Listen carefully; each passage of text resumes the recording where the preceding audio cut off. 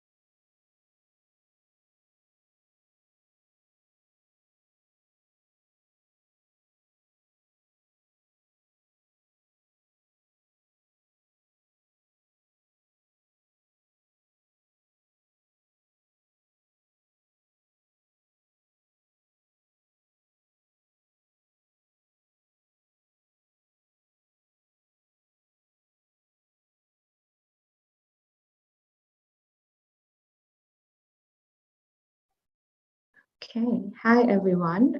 Thank you very much for joining.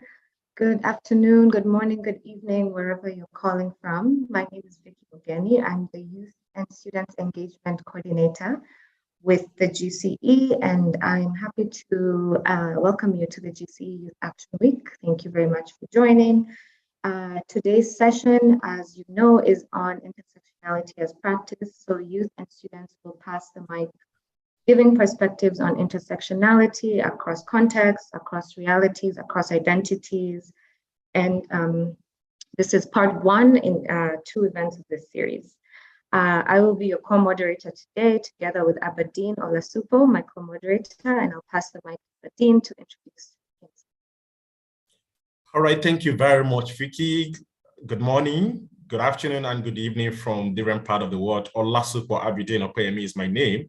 I'm a member of the GCE Youth Action Group. Thank you very much, and I'm excited to see you all here. Thank you. Great, thank you, Aberdeen. So some housekeeping first. Interpretation is available in Spanish, French, Portuguese, and Arabic. So please feel free to choose your language of preference. The chat is open for comments and questions, so do participate. I think that there'll be a lot of fruitful discussions today. So please give your insights, questions, comments are all welcome as well. So to give a bit of context into the GCE and the objectives of the Youth Action Week this year, really the main objectives are collaboration, so building bridges between national and global youth, students, and networks. Secondly, learning and co-creation. This is really just a series to build capacity through knowledge exchange, through dialogue. We all have different experiences set in different contexts, and young persons being able to develop a shared language when it comes to intersectionality, especially intersectionality as practice, is key. And thirdly is really to be solutions-based as well. So revolutionary action and policy recommendations. This engagement series will really allow us as youth and students to build shared approaches, strategies for student-led advocacy, as well as hear what we're all doing to action and influence policy in our respective contexts. So yes, as I mentioned, we're discussing intersectionality as praxis. We can all relate to intersectionality, I think, as a theory and perhaps what it means to us personally. But where does it show up in education, in youth and student engagement, in our activism, in practice? What does it mean? And today's session will really explore exactly this. Intersectionality really allows for an understanding that youth and student cohorts, although we're experiencing shared issues, it's not a homogeneous group. And we're really, on an individual and on a systemic level, there are many intersecting factors and influences, from race to socioeconomic factors, to age, to heritage, geography, capacity, safety, security, access, gender justice, and so many others that we'll explore today. So this engagement series will really support us in beginning to understand some of those issues and developing some shared language around them. And with that, I'll hand over to my co-moderator, Aberdeen, to walk us through the first part of the session. Aberdeen, over to you. All right, thank you very much for setting the ball rolling, Vicky. And of course, I want to sincerely appreciate us all for joining this call. And of course, I want to tell us that this conversation is coming at a time that the whole world is grappling with inflation. And as such, issues around the importance of youth and students is germane to building back better. Quality education is a fundamental human right. And of course, all hands must be on deck to ensure its success. We all have a role to play towards achieving education for all beyond word of mouth. And this is why I'm excited again to say, welcome you all to this global event with the team, Youth and Student Claiming Our Education Agenda. As a young person, we need to take ownership of our agenda and claim it. The time is now. And like Vicky said, collaboration and not competition is the only way through which you can right a wrong. So I enjoy us all on this call as we start. So please go on your social media and use the hashtag Claiming Our Education Agenda to talk about this. Thank you very much. So without further ado, I will be moving to our first speaker for the day. Our first speaker is no other person than Cynthia Nyogeza, who is SDG4 Youth Network. Cynthia is an international human rights lawyer, journalist, and conversation strategist. She is also a youth leader for the Global Partnership for Education and the UNESCO SDG4 Network. So please welcome Cynthia. Hi, thank you so much. Yeah, thank you very much for making it here. We sincerely appreciate you for that. So my question to you, Cynthia, would be, could you give us context of the Youth Declaration and the importance of intersectionality within the declaration? Thank you. Yes, so let me give a quick background on the Youth Declaration, especially because as a young leader, I was really involved in drafting it and also collecting the views of young people here in Kenya. So UNESCO and the entire United Nations organizations opened up the space for young people to share their ideas, share their experiences on how we can transform education. And having been a young person who's been championing for financing for education through the Global Partnership for Education, I thought this was really the right moment to also look at the other concepts that could enable us to transform education. And so what myself and a colleague of mine called Doris, who sits at the high-level steering committee, did is we went to consult young people in urban informal settlements in Nairobi and university students as well. And we were able to reach as many as 200 young people up to the ages of 30 and as young as 5. And, they were sharing their experiences. And actually, we realized that these young people have different experiences. A child growing up in an urban informal settlement in Nairobi is probably struggling with access to safe spaces, access to playgrounds. But a child who's studying in a more developed sector of Nairobi is probably struggling with their mental health. And really that was the background behind the Youth Declaration, and we got to share the views of young people with UNESCO. And we were also able to present that Youth Declaration at the Transforming Education Summit last month during the UN General Assembly. So to answer your question on how intersectionality is incorporated into the Youth Declaration, I will say that I am just summarizing. Please go to the third slide, Vicky. I think it's the third slide. Yes. Yes, that one.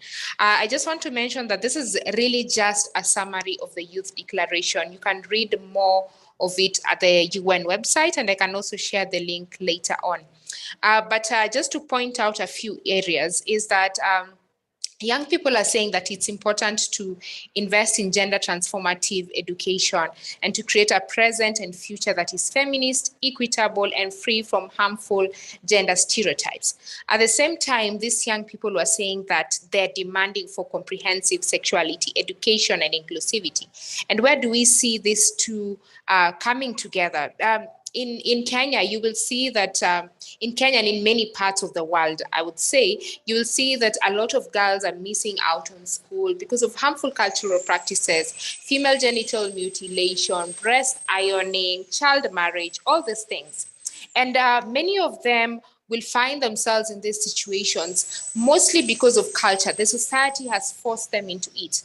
But for others, you also realize that because of lack of understanding their sexuality and the right to the autonomy of their bodies, you find that even if they're not growing up in a family where they've been forced to undergo some of these harmful cultural practices, they're going to be influenced by their peers. And why? Because they don't understand their own bodies. And which is why I think as a young leader, it's very important for us not just to call to action to end these harmful cultural practices, but also for young women and young people to understand their own bodies. And so that even by the time they're advocating for an end to these harmful cultural practices, they actually know what they are talking about.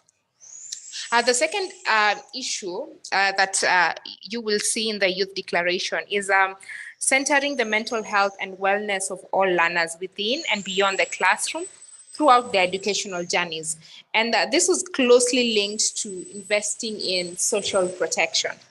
Now, what I have seen in many rural areas of my country and in many countries in Africa is that you find that in some sectors, a lot of children are actually orphaned and they're vulnerable. So they're being taken care of by their grandparents, their relatives.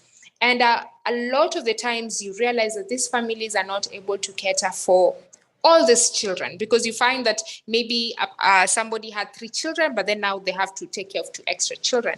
And then therefore, then it's the responsibility of the government, the United Nations, and all stakeholders to provide social protection services. So one way is to provide some sort of stipend to these families and ensure that these families are also able to cater for these kinds of children. And why do we say this? Because as a child who is in a home and growing up in an environment where they're not able to access resources, access opportunity, shelter, clothing, and food, it's going to be very difficult for them to have the right state of mind to actually concentrate in class. And so this is why it's very important to look at the Youth Declaration, not just as one line, but also to see that the demands of young people are always interlinked. One thing is always linked to the other. And then lastly, it's very important to recognize and invest in non-formal education programs and organizations and invest in future-proof skills development. Let me give an example of myself as a young leader. Going through my education process from the time I was in nursery school, the time I was in university, I was able to interact with these non-formal organizations. One of the most popular ones, of course, is the Scouts, the Worldwide Association of Scouts, the Girl Guides. And these kinds of programs enable young people to see their lives not just in the classroom, but outside. They're also taught how to survive. Let me give a very simple example. sometimes as a young person, you could be invited to an event and you're given a meal. And sometimes that meal could involve a bottle of soda. And in many situations where I've attended this kind of events, you realize that you don't even have a bottle opener in that event. But if you have been a scout, you'd very easily learn that you can actually use your belt to open that bottle. So I'm just giving a very practical example. And it's just asking ourselves how we can use these non-formal organizations to translate our lives beyond the classrooms and also learn how to survive. But that's also linked to enabling young people to get future-proof skills for development, technical and vocational training, and apprenticeships. I saw a young person on my timeline just the other day who had an A grade in his high school education, had a first-class honors in engineering at the university, but has been unemployed for such a long time. And this is the story of not just young people in Kenya, but young people across the world. And it's because many of the times we find that our governments haven't invested enough in technical skills. Let me give an example of myself as a lawyer. More and more increasingly, we are seeing that it's not just enough to go to the classroom and study all these case laws, but it's also important for you to understand how technology actually integrates into the society.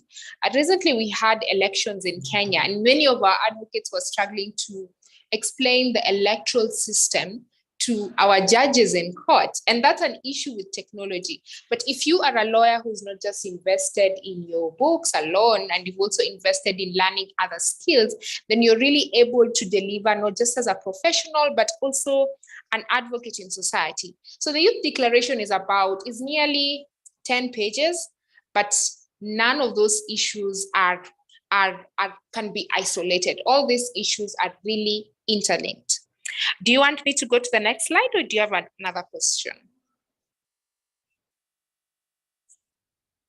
Please go to the next slide. Thank you. Okay, perfect. So I'll just be responding to this question where we're asking, so I have said all these things, but what should decision makers and civil society focus on to ensure the implementation and follow up on the Youth Declaration? When we were conducting the youth consultations here in Nairobi, many young people were asking us, you're going to be the young people in New York, you're going to be the young people at the summit. How sure are we that the things we are saying here are actually going to impact us? And these young people were actually nearly crying, and they were saying, so many people come to us, they ask us for ideas, we give them ideas, and then they disappear. So then it is our responsibility then as young advocates, as young people, as young leaders, to call to action our governments to focus on particular areas so that we can ensure that the Youth Declaration is actually implemented. So I'm going to focus on 3 things, but there are actually many things that we can focus on. Next slide, please. The first thing I would say is that is very important in terms of what decision makers should focus on is foundational learning. And foundational learning is basically saying that it is not enough for a child to go to school. They must also be able to learn. There's a very interesting documentary, which is also terrifying at the same time, that narrates the stories and the dangers that children go through as they're heading to school. And many of the times you find that children will have to go through wildlife sanctuaries. Some of them are even defiled along the way just to get to school. By the time they get to school, they're so tired, they only get a meal and they go back home.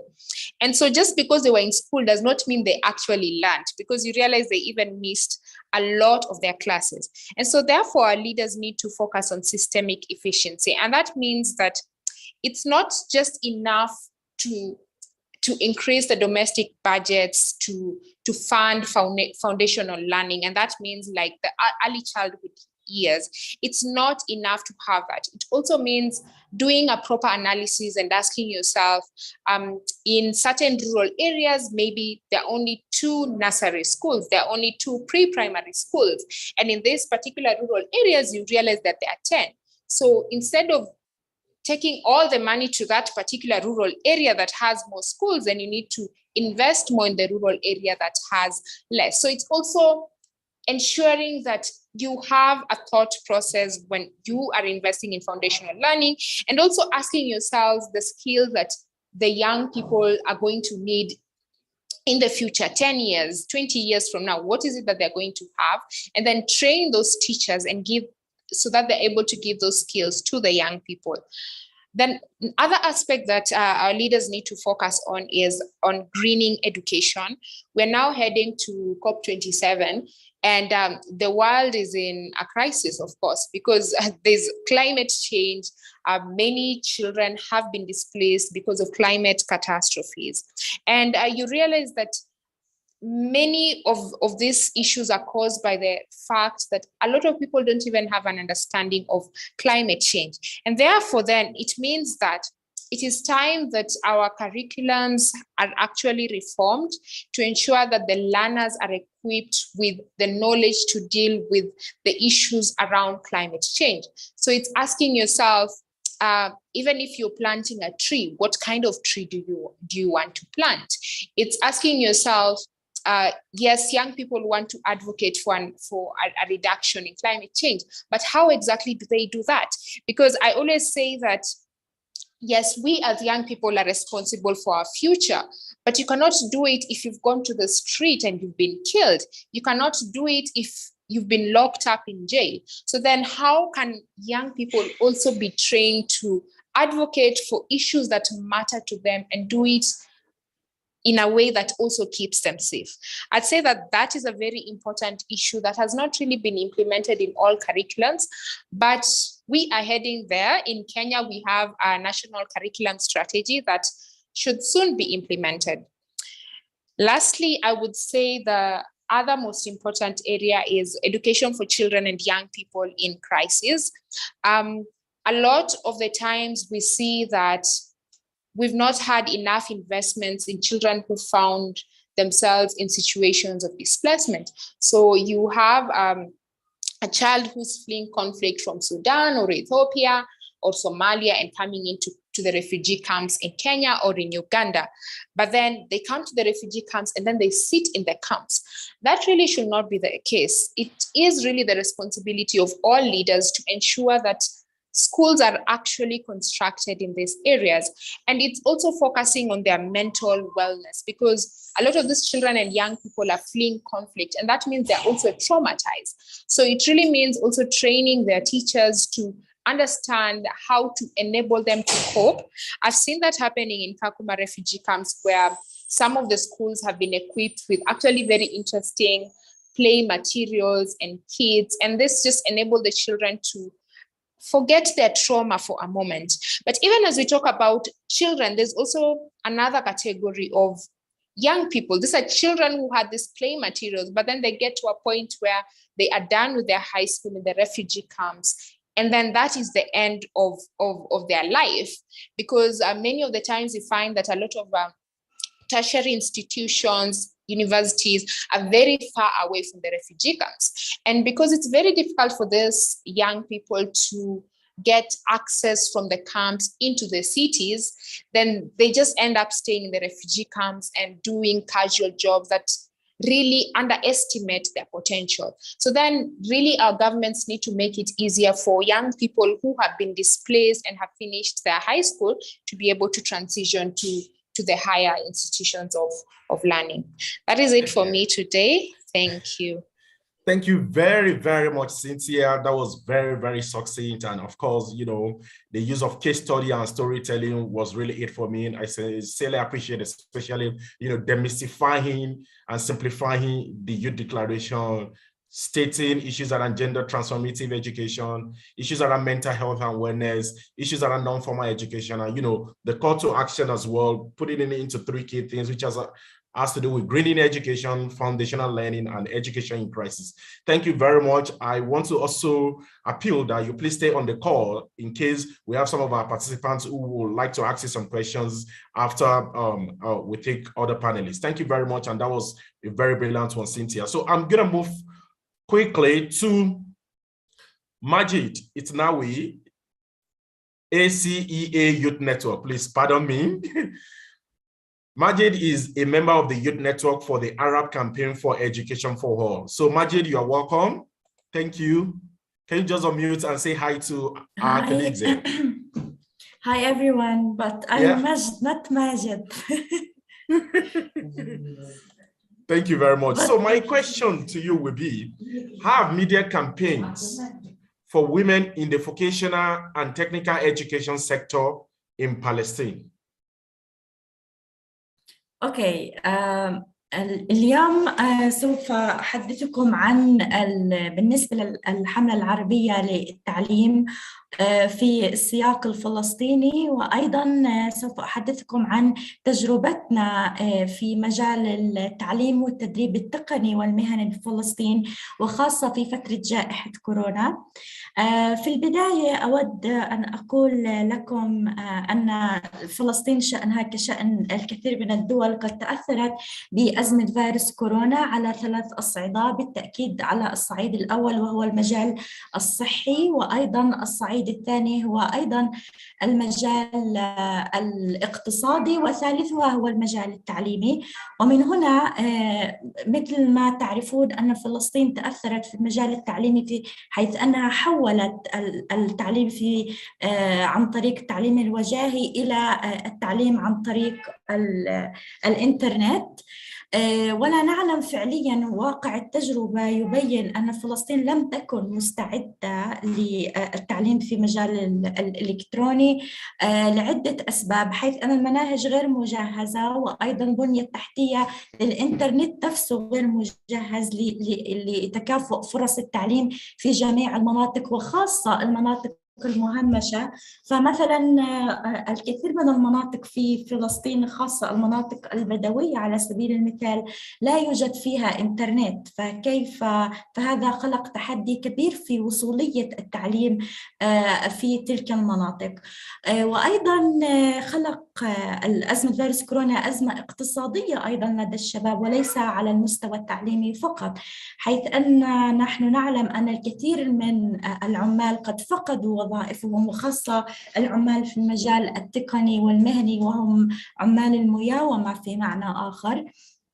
وهذا جعلنا فعلا نتساءل كشباب لماذا لا يكون هناك مساهمة لدينا كشباب صحفيين قادرين ربما ونمتلك الأدوات الإعلامية أو نمتلك أدوات لنشر الوعي باتجاه زيادة فرص العمل وخاصة في ظل أزمة فيروس كورونا.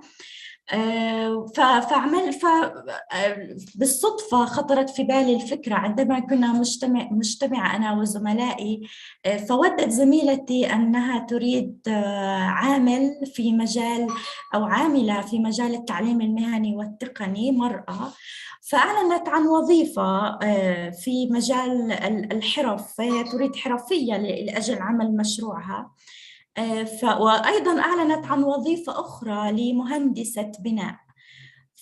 فالمفارقة والمفاجأة الكبيرة أن اللواتي تقدمن في العمل في مجال الهندسة البنائية كانت أعدادهن تتراوح حوالي 3000 طلب تقديم لهذه الوظيفة، بينما عندما كانت تريد عاملة في مجال الحرفي أو المهني وجدت فقط 2 وفي مناطق جدا بعيدة وصعبة الوصول من المناطق التي تريدها. فعند حديثنا عن ذلك الأمر يعني كنا مجموعة شبابية تساءلنا لماذا لا يوجد طلبات للعمل في مجال العمل المهني والتقني للمرأة بفلسطين، خاصة أننا نرى تزايد في أعداد البطالة خاصة في صفوف النساء بشكل أكبر من الذكور في فلسطين.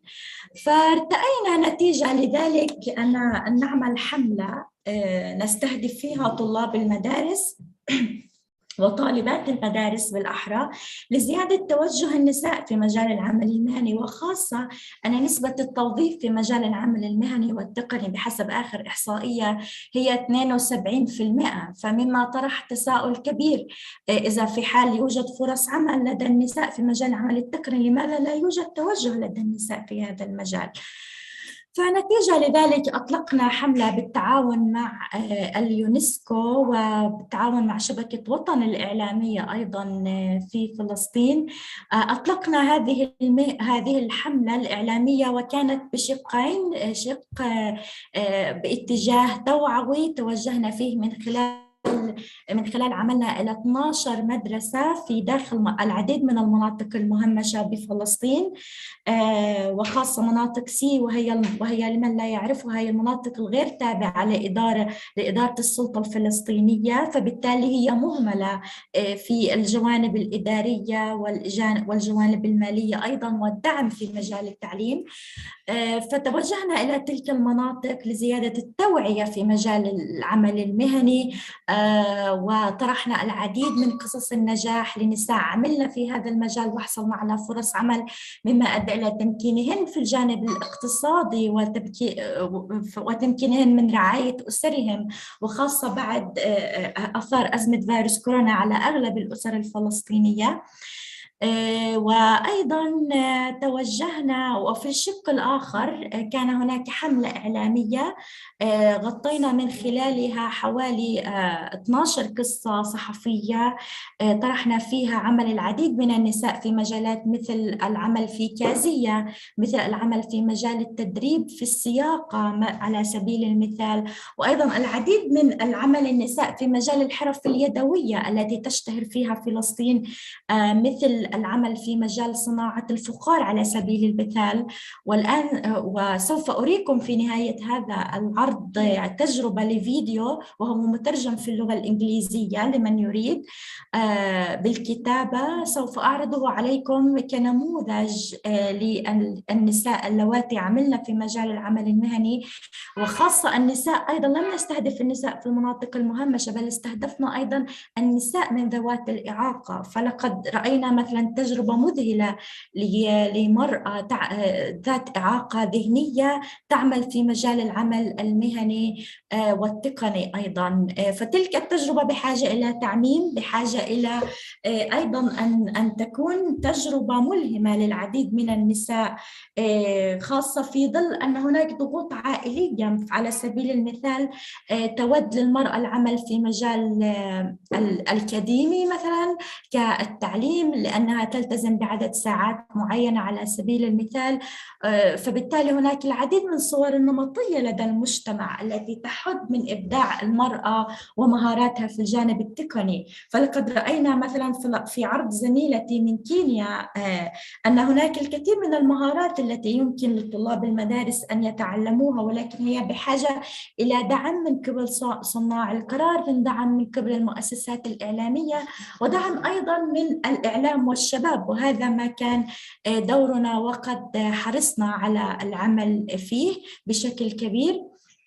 لا أود أن أطيل عليكم، فالعرض الخاص بي قصير جدا، لذلك أطلب من زميلي عرض الفيديو الثاني، وهو يسرد قصة نجاح لمرأة عملت في الجانب التقني والمهني، وهي اسمها حليمة.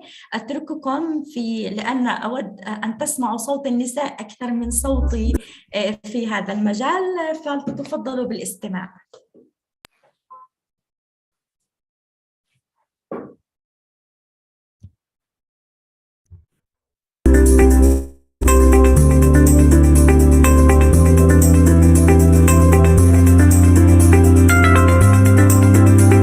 بجد ومثابرة كبيرة تمارس حليمة عملها في تعبئة مواد التنظيف.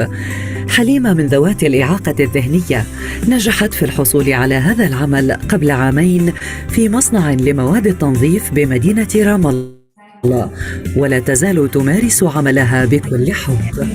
أنا من المشعل الخلبية، عمري 22 سنة، بسقط في أصوات التنظيف، سحب كلور، مية نار، شال تلويف، شال تلستار. أنا تفيد صوت من الصغر إلي ولا تعبني، مرتاح في الصغر. العمال كتير منحين معاي وأنا منح معاهن، في بيننا مشاكل، كتير عايشين مع بعض. حليمة ورغم أنها لا تحب الاستيقاظ مبكرا إلا أنها سعيدة جدا بممارستها لهذا العمل الذي مكنها من الاعتماد على ذاتها ومساعدة عائلتها. بعد الشغل خير أشياء كثير معي، أي إشي بدي إياه أشتريه من مصرياتي من تعبي، وأنا كثير أهلي مبسطين مني كبير المصاري وبعرف فيها الشغل. تبدو بيئة العمل في هذا المصنع مريحة بالنسبة لحليمة، كونها ليست الوحيدة من فئة ذوي الإعاقة من تعمل هنا، فقد تبنى المصنع سياسة دعم ذوي الإعاقة ودمجهم في العمل لديه. منتجة ومندمجة، كلها يعني شغلات إيجابية وما شاء الله عليها. والله الناس دائما ممكن يكون عندهم شعور إنه ذوي الاحتياجات الخاصة أقل من غيرهم، فإحنا إذا عملنا على تذويب هاي النقطة بكون إشي ممتاز. التحقت حليمة منذ طفولتها بمركز جبل النجمة لتأهيل وتدريب ذوي الإعاقة، وتلقت العديد من التدريبات في المركز، إضافة إلى تدريبها على استخدام المواصلات العامة، وهو ما ساعدها لاحقا على العمل. علمونا أشياء كتير، أعطوني حصص نطق، علموني كيف كلف الصابونة والزعتر والمخللات، وبقوا حبوني. عندنا برنامج التدريب الزراعي، تدريب الصابون والشمع، برنامج للتعبئة والتغليف والتصنيع الغذائي، الخياطة وتجميع قطع الكهرباء، عندنا برنامج اللي هي غسيل سيارات، التنظيف المنزلي. هذه البرامج التدريبية أنقذت حياة العشرات من الشباب من ذوي الإعاقة الذهنية، وساعدتهم لوضع أقدامهم على أول درجة من درجات سلم التحدي والاعتماد على الذات.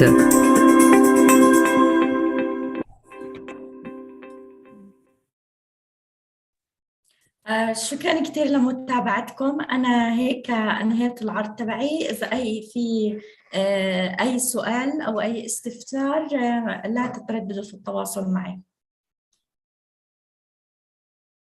Thank you very, very, very much. Thank you very much for using video to pass your information. What really excites me a whole lot is the fact that, for engineering applicants, we had about 3,000 applications.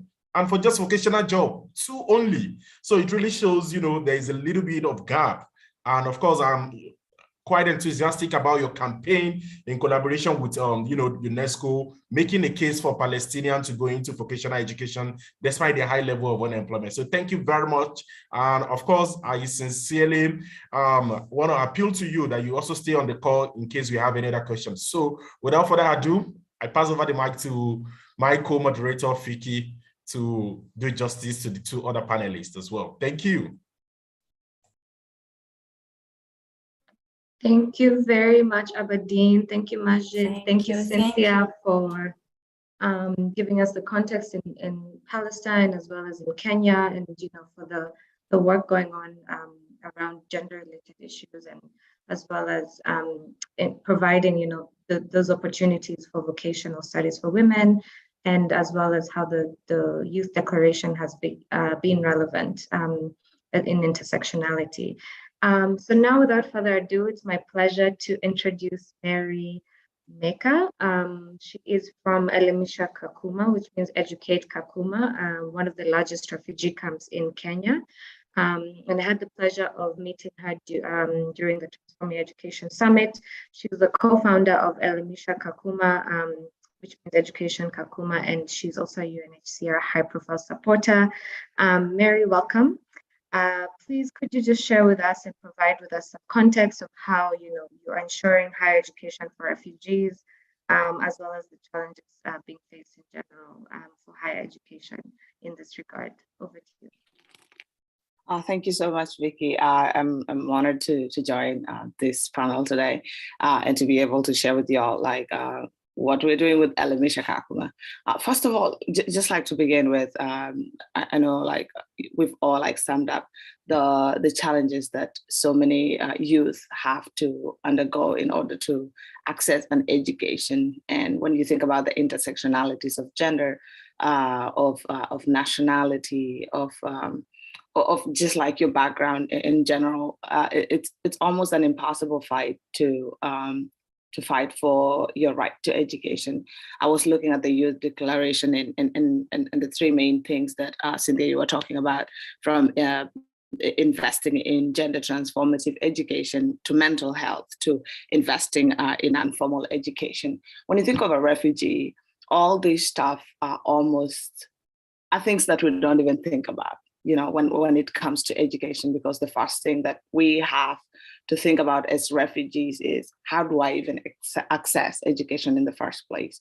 I co-wrote the UNHCR educational report this year, and the numbers are scary. Like at least we moved from around 3% to 6% this year. But when you think about 6% of refugees worldwide being able to access tertiary education, this number is incredibly low. And for me, as a refugee that grew up in Kenya, in Kakuma refugee camp to be particular, I was among the 1% by then in 2015 to be able to access tertiary education. And for me to even access tertiary education, it took me 4 years, graduating in 2015 and finally getting an opportunity to go to school in 2019. That is 4 years. My classmates by then that we graduated from high school had already graduated by the time I'm literally starting college. And when you think about these small little gaps in education, it's almost hopeless for a refugee to be able to access education. Going back to the statistics of 2018, only 96% of primary school educated not refugees were able to access primary school. From that 96%, only 6% made it to high school. From the 6% from high school, only 1% made it to college. Now, when you think about these numbers, what happened? What happened between the 96% to 6% that is going into high school? In Kakuma refugee camp, for instance, we have 6 secondary schools and we have 21 primary schools. You can imagine the numbers that is finishing primary school and that is like getting into high school. There's no enough space for students to go in there. When I taught in Kakuma refugee camp, this is after high school, I had to become a teacher because we don't have enough teachers like within the refugee camp. And I know like Kenya in general, there's lack of teachers, especially in rural settings or like underserved like communities. When you think of refugee camps, we are definitely the last resort. There's no way the Kenyan government is going to be like, okay, let's give all these teachers to the refugee camp while they're ignoring the other parts of Kenya, and so like we often come as this last people or the last resort of the last people to be thought about, in most circumstances. So during that time, as refugee, especially if you just graduated from high school and you have nothing to do in your life because you cannot afford to go to college, you end up becoming a teacher.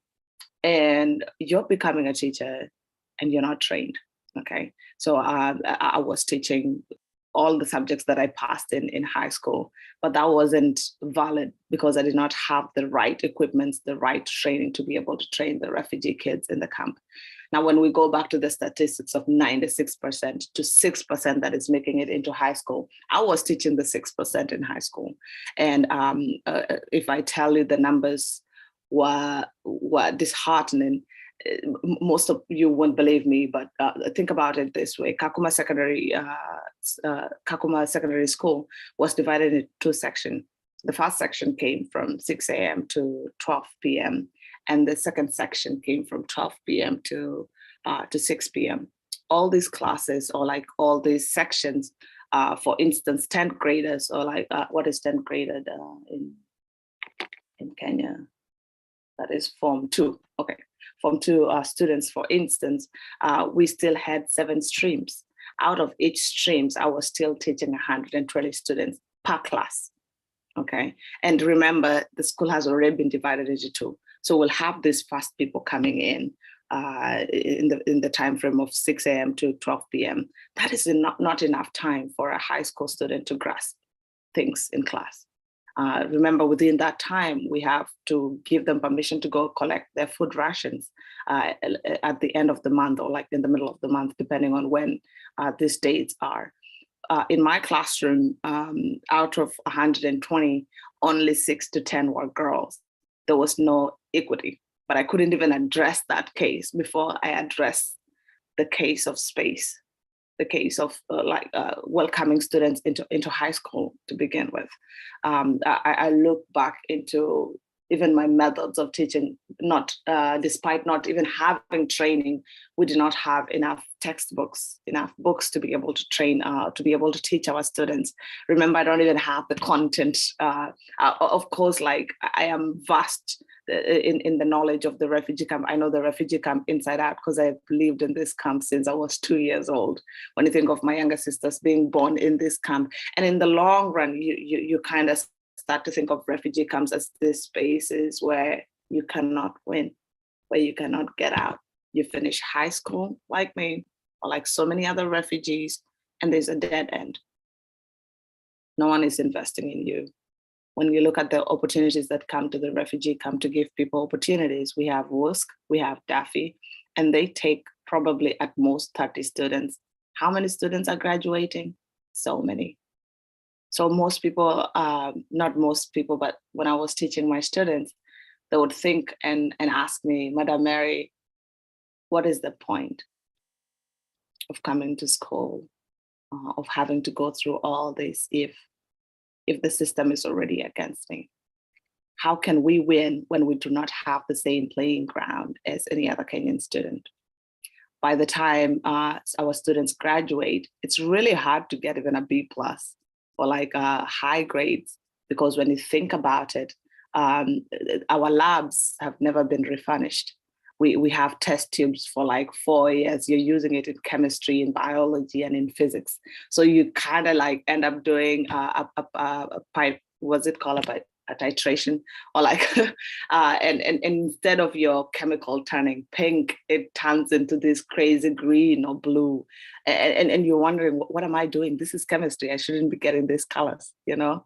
And it's small things like that that makes it really hard to even pass your KCSE.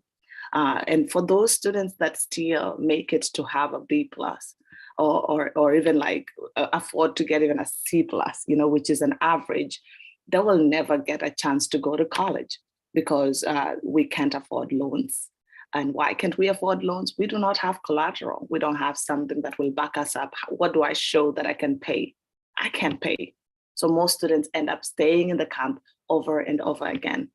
With my work with Elimisha Kakuma, what we started was to kind of train students on SAT, TOEFL skills, and help them apply for universities abroad. And not just like within the US or North America, but also like help them apply to universities like in the UK, Canada, and Australia. But these are like, these are like very limited opportunities when you think about it.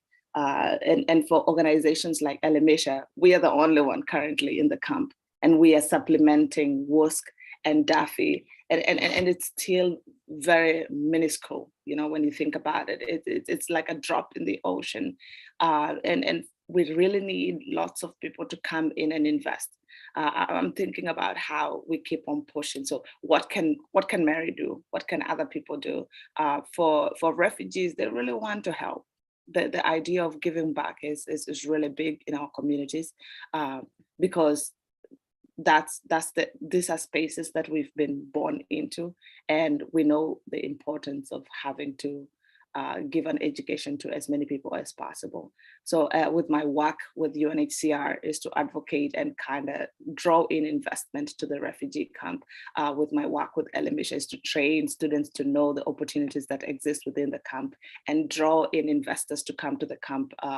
But this is impossible if we can't even have them make it to the classroom to begin with. For equity, for mental health, for all these things to even exist, we first of all need the chance to go to school. Thank you. Thank you so much, Mary. Thank you for sharing that context, as well as, you know, some of the staggering statistics. I think we know the issues exist, but to hear that, only 6% of the 96% of students who complete primary school actually go to high school, and only 1% of those go to college. I mean, that's quite staggering. But thank you also for sharing the work that you're doing, and kind of being that one drop in the ocean, trying to bring solutions to the camp and to refugees attaining higher education. So please continue your work. Thank you very much for your presentation. And without further ado, I'm going to move on. We are going to now, and please, if you can stay on to answer questions, please do. But also we can chat later on and send them to you if needed. Cool. All right. So now we're going to move on to another topic, different topic completely, but also an emergency, which is climate change and what youth and students are doing really to advocate actions toward climate change. So allow me to introduce Alexandra Seifal from the Global Students Forum. Hi, Alexandra. She is a member of the Global Students Forum Steering Committee, representing the Organization Bureau of European School Student Unions. Alexandra, could you just share with us, kind of how climate change is an intersecting factor in aspects of our lives, how it's affecting us, as well as giving some context on youth and student-led actions on climate change? Sure, distinguished listeners, and also, first of all, I want to thank you deeply for inviting me, and I want to also share my gratitude listening to those moving inputs and the great work that has been done. So climate change is not only a factor, it is a deadly factor, a one that is linked to so many other struggles. And as we all know, it will not hit everybody the same. And it is for sure one of the biggest emergencies, crisis of our generation, and it is very, very important, crucial to tackle it. And not surprisingly, it will hit young people the most. And I think that it is also the youth and student-led actions on the climate crisis, the reason that we talk about this today. Youth and students being disappointed and stating correctly that there is no education on a dead planet, isn't it? Coming together to organize. And as a representative of the Global Students Forum, I'm proud to say that it was always the aim of the student movement to stand for human rights, gender equality, democracy, social and environmental justice. And that this heritage is an inspiration to us and a constant reminder that history progresses as the result of radical ideas and political participation, catalyzing social change. And it is also important to call out the systemic roots of these issues, that the planet should be more important than profit, and that this crisis will not face everyone the same, as I said already, as a result of colonizing and stealing. And Mary, as you mentioned, the chance to go to school, it is also the responsibility of those who have benefited always, such as me and people in, like, a lot of people of Europe, to stand in solidarity with those who couldn't. And it is in general the idea of the student movement to stand in solidarity when crisis hit. And yeah, it is clear that because we're talking about education agendas, that it is clear that climate justice education can be a key change maker, and that it is education available to everyone that can enable reflection and action, that it can enable transformation in our societies. Not only in schools, but I sit at the moment in the university, and I very often think about the fact that 6% of all people attend university, but they take up 80% of leadership positions. So that there is what the role of university is. So, but what does the student movement, school students or university students, to do with all of this climate change? So, in climate justice education. We are the biggest stakeholder in education, for example, but we also have the pleasure of having democratic elected structures. And yeah, so we have to change education agenda, and we should sit at the decision-making table. But to the question on what has been done, next to the movements such as Fridays for Future, which definitely had a huge impact, I want to talk about an event that I was able to attend 1 week ago, because between the 10th and the 14th of October, elected student leaders from all across the world convened in Accra, Ghana for the Global Students COP27 pre-summit, hosted by the Global Student Forum in cooperation with the All African Students Union to exchange and to learn about climate policies and advocacy. And together we developed a collective understanding, shared aspirations, and a joint ambition for a bold COP27 policy vision, which in fact is a climate conference in a country where student activists are arrested, kidnapped, and yeah, in a climate conference where politicians make pledges, many of them unfilled. But stopping is not an option, and we have to advocate. And we had like an outcoming document of the summit, and it will still undergo further written consultations with national unions of students from 122 countries, and will serve as a reference point for the students' movement collective advocacy effort. So yet it is not finished, but you will hopefully hear of it. And it tackles 4 areas, which I find really important: education and training, practicing democratic decision-making for climate solutions, climate finance, including loss and damages, and accountability. When it comes to education and training, we highlighted that sustainability and climate change need to be taught across curricula, and that these curricula should be influenced and co-created by students and student unions, that education institutions should also integrate sustainable environment practices, and that leaders of the global north should ensure more resources to education systems which cannot input so much money at the moment. And that, of course, poverty and food poverty are key barriers to learning, and that those things must be ensured. And yeah, that education is the key enabler for transition. And when we talked about practicing and practicing democratic decision-making for climate solution, we talked a lot about representation of local and indigenous groups and communities on a local level as well, also as part of policy discussions, and that youth, like young people, should be protected and positively engaged when they speak up on climate issues and other issues, and not being criminalized. And yeah, climate finance is always a topic. Climate finance, including loss and damages, means like better financing for youth actions, but also climate financing that finally recognize that those who have economically benefited from the climate crisis shall now share the wealth with those most impacted and least able to adapt. And yeah, and the 4th point, I will make it very short: accountability.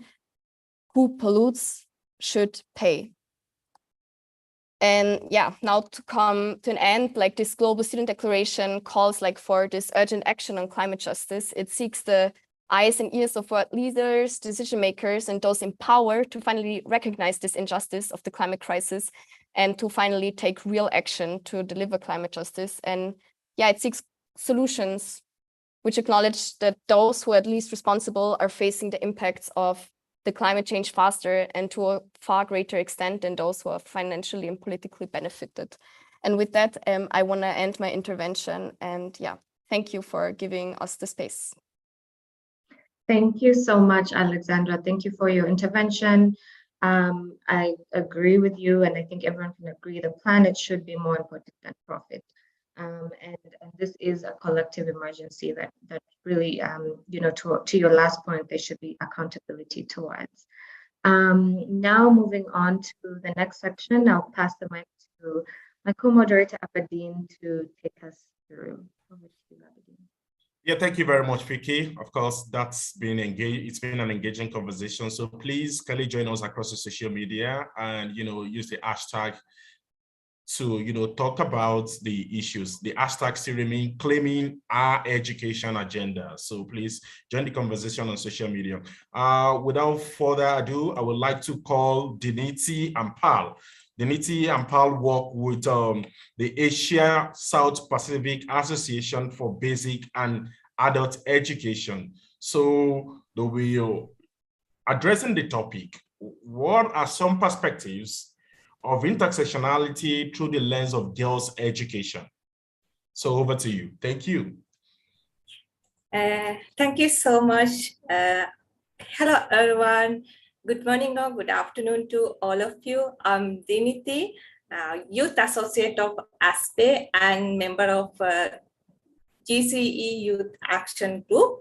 I'm based in Colombo, Sri Lanka. And first of all, I would like to thank GCE for giving us this opportunity. And to ensure better connectivity, let me turn off my camera. Next slide, please.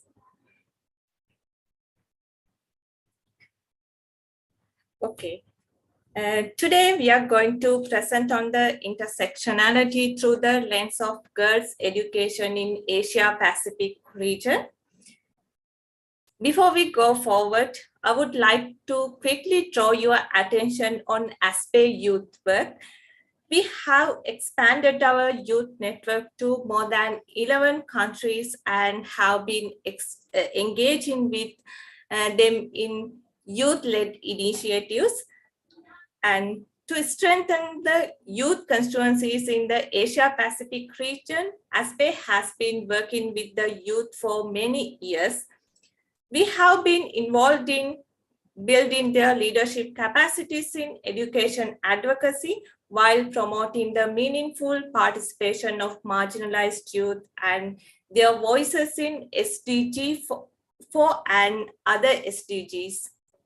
And to provide the young people to raise their voices to demand their right to education in policy spaces and other decision-making bodies, ASPE has involved in conducting several regional events, facilitating regional training, and giving mentoring support for national coalitions. And at the same time, ASPE youth team have conducted research, advocacy, and community actions on education and youth issues.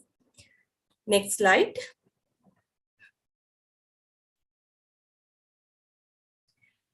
Youth action research is one of the significant initiatives of ASPE.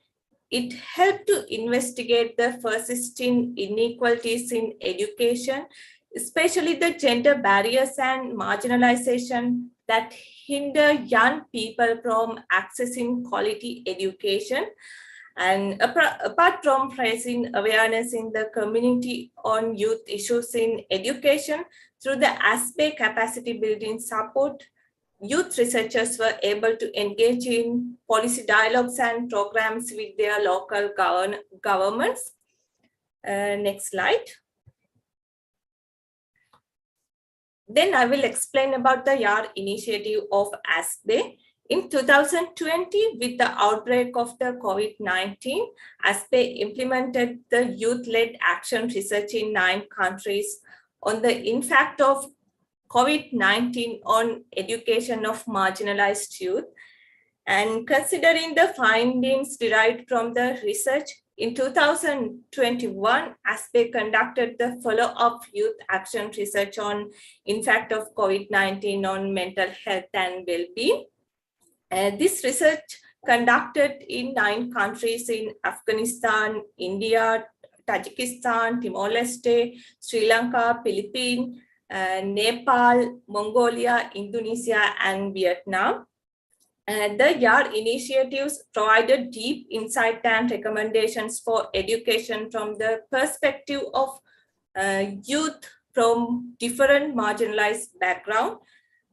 So I would like to invite Priyanka to present on intersectionality through the lens of girls' education in the Asia-Pacific region, based on the findings derived from the youth-led action research. Thank you for listening, and over to you, Priyanka.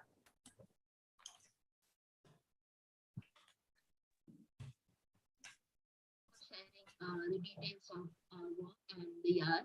And with regard to the YAR work, we found that there were a lot of connections with which actually pointed towards the intersectionality of the girls' education through the YAR work. So I will be just going to point out the major points which actually came up during our YAR study. So when the world was struck by the COVID-19 pandemic, many people were affected by it. Each individual had to face some challenges or the other, and however the community or the group to be the most affected were the youth. There has been a drastic fall in enrollment of learners since pandemic, and there has been many reasons for this.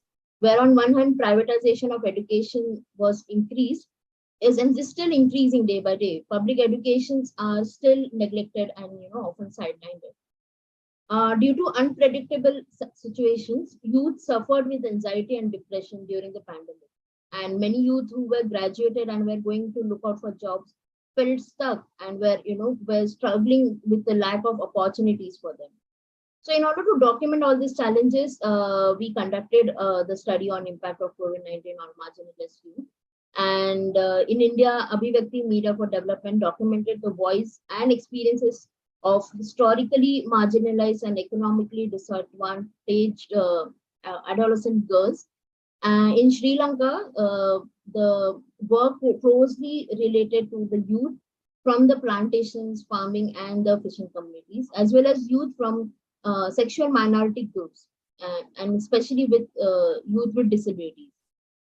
In Indonesia, meanwhile, the youth researchers from NGOs, New Indonesia and ASPRO, interviewed groups of students, teaching staff, young entrepreneurs, young mothers, and fisher folk. The overall geographical scope of the study was left to the partner organization to decide, and based on the logistical constraints associated with nationwide lockdown and strict government crackdowns. The region also is a home to 47.5 million refugees, migrants, and internally displaced persons, and 62.8 million out of school children and youth. Today, I'll be sharing some of the key lessons we learned from our experiences. The Indonesian youth respondents from the fishing community, for instance, also indicated that the inability to study, attend schools would actually mean for them to quit the institutions and take up jobs to support their families. Similarly, in Philippines, the loss of livelihood during the pandemic also was quite significant and had a gender dimension. In the productive workforce, women and girls held the most precarious and unsecure jobs as helpers and half workers. Thus, they were among the first few to lose their jobs when especially companies began to downsize. At the same time, however, their labor burdens in the household that were unpaid and unrecognized began to soar. In addition to the deep economic losses, Nepal recorded a growing number of cases of violence and abuse. For instance, during the lockdown period, between March and May, there were 176 cases of violence against women and girls, and in just 18 districts. Also, other forms of gender violence, including physical, mental abuse, rape, child marriage, and sexual abuse on girls also reportedly increased. And many of the communities, the girls have been burdened by increased and unpaid labor. This has also led to an increase in child marriage cases. Speaking about education of youth, the aspiration for technology-based learning have come closer since the pandemic. There has been rapid shift in digital education. And in relation to this, there has been a mixed response.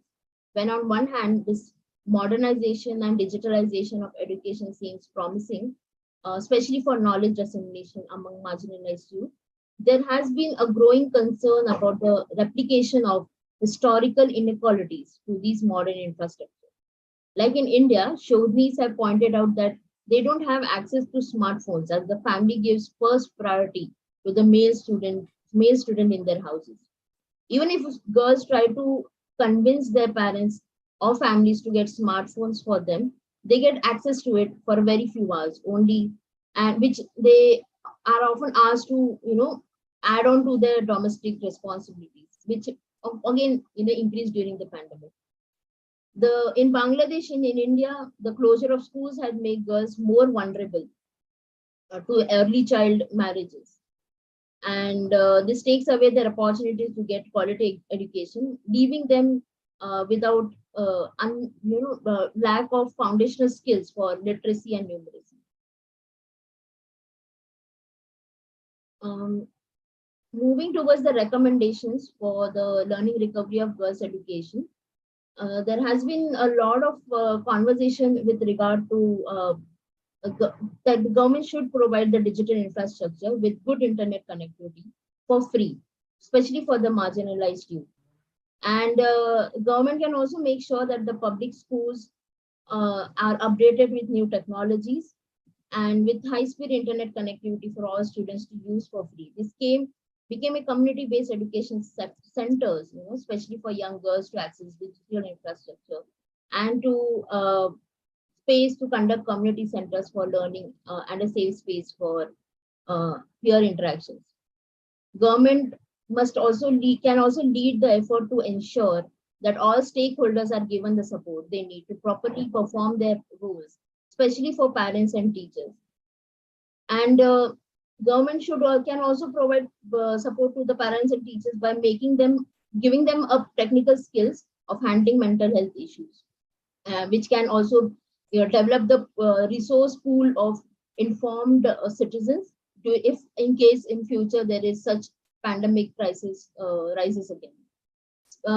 For young and for government, for young girls especially, government should provide an opportunities to train them with the technical skills, enabling them to access job opportunities that will make them financially independent. Also, government can use different kind of TV, media platforms like TV, radio, and other forms to promote campaigns and advocate, especially against gender violence and early child marriage. And I feel right policy measures must be taken to ensure the continued provision of quality healthcare for all, especially on mental health to women and girls. This must include provisions to mitigate the growing anxiety, especially among women and the young girls who are often faced with such drastic discrimination, and that should support and compensate for the loss of social support networks especially which they face during the pandemic. So these are the recommendations which we came up during the study, and I would really like to thank everyone for giving me this opportunity to present. Thank you. Thank you very, very much. Thank you. Thank you for, using data, statistics, and research. And of course, giving us recommendation in clear time of what exactly the government can do. I think I'm especially fascinated about the great work that you're doing. You are not just the generation of, talker, but you are a generation of doer. Thank you very much. So I will go to Irfan Mangera from Ahmed Kathrada Foundation. Please pardon me. And of course, Irfan is the youth activist program manager with the Ahmed Kathrada Foundation in South Africa. So Irfan, how are you working to build a progressive intersectional youth movement in South Africa? And what is the context within which you are working? Thank you. I will appreciate if you stick to this time. Thank you. I'll try my best. I'll definitely push through. Greetings of solidarity, strength, and healing to all who are joining us today. In my movement building work, I usually greet a gathering with the chant of Amandla, which people then in attendance respond with the phrase Awetu. This chant translates to all power belonging to us as the people, and was commonly used in the anti-apartheid movement in the quest for liberation in South Africa. I speak to you today as that young activist from South Africa, which is the most unequal country in the world today. As a grassroots organizer, leader, and concerned citizen of the world, I have done and undertaken this work to really build a movement of young people through a progressive intersectional approach. But to do this, I need to take a step back and give you some context. Before working at the foundation some 3 years ago, my activism started at 12 years old and prompted by teachers and family members who encourage social activity. And this really cross-cut sports, education, humanitarian work, solidarity work, leadership programs, and so on. And I say this not out of my own ego, but really to unpack what the intersectional idea and concept means. It was through this lens that this intersectional development happened, where the consciousness and awareness on what a new politics and a new movement of youth should and could look like. I qualified as an educator, and my experience in schools then gave me more insight into the huge failures of our education system in reproducing the same inequalities that we are speaking about today. And this was some years ago already. So the same problems continue to met itself out. All this knowledge and experience allowed me to come to that conclusion that intersectionality was the way we must approach the work and the movement building approach we adopt. We will not be able to agitate and transform any system, let alone any person who wish to onboard in the quest for movement building for a more just and equitable world, if we do not take the approach of joining our struggles collectively. In the last 3 years, my team and I worked on creating a movement of young people organized locally, but with a visionary future in mind. And this program was really to reestablish a base of progressive youth activists at a local level who are able to respond to issues in their communities, enabling people power and a more robust, active citizenry with young people at the center. There have been huge strides, but equally huge challenges.